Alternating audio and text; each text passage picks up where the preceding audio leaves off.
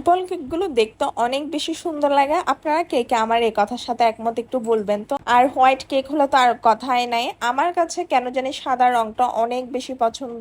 আর সাদার উপর যে কোনো কালারের জিনিস ইউজ করলেই দেখতে ভালো লাগে। যেমন এই কেকটার কথাই বলেন, সাদার উপর আমি যে টাইপের ফুলই দিচ্ছি ওই ফুলটা অনেক বেশি ভালো লাগতেছে, মানে যে কালারই বসতেছে ওই কালারটাই ভালো লাগতেছে। যাই হোক, এটা কিন্তু একটা কাস্টমাইজ ডিজাইনেরই কেক ছিল। আপনারা হয়তো অনেকে এরকম কেকগুলো করেছেন, আমিও এর আগে একটা করেছি, কিন্তু এটা অত একটা ভালো লাগেনি আমার কাছে। এই কেকটা আমার কাছে কেন যেন অনেক বেশি ভালো লেগেছে, কারণ এখানের মধ্যে যে ফ্লাওয়ার গুলো ছিল ওইগুলো কাস্টমার একটু চেঞ্জ করতে বলেছে, মানে চেঞ্জ বলতে একটু ছোট সাইজের দিতে বলেছে, যার কারণে আমার কাছে মনে হয়েছে কেকটা দেখতে অনেক বেশি ভালো লাগছে। আর আমি এখানে রিং বক্সটা সেট করে দিই, দেন এখানের মধ্যে যে টপারটা বসাই, টপারটা বসানোর পর আমি খেয়াল করলাম টপারটা আমি উল্টা ভাবে বসাই, তারপর আবার টপারটা ঠিকভাবে সেট করি।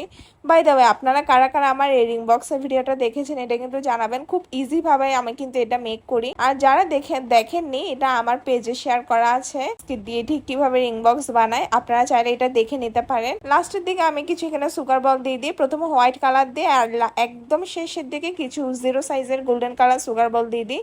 গোল্ডেন কালারটা দেওয়ার কারণে এটা একটু হাইলাইট করছে, এটাই কিন্তু কেকটা ওভারঅল অনেক বেশি সুন্দর লেগেছে। আপনারা জানাবেন আপনারা কারা কারা এই টাইপের কেক করেছেন, আর অবশ্যই এটা আপনারা আমার কমেন্ট বক্সে শেয়ার করবেন, কারণ আমার কেক যেমন আপনারা দেখেন আপনাদের কেকও কিন্তু আমারও দেখতে মন চায়। এটাই ছিল আমার কেকের পুরোপুরি ফাইনাল লুক।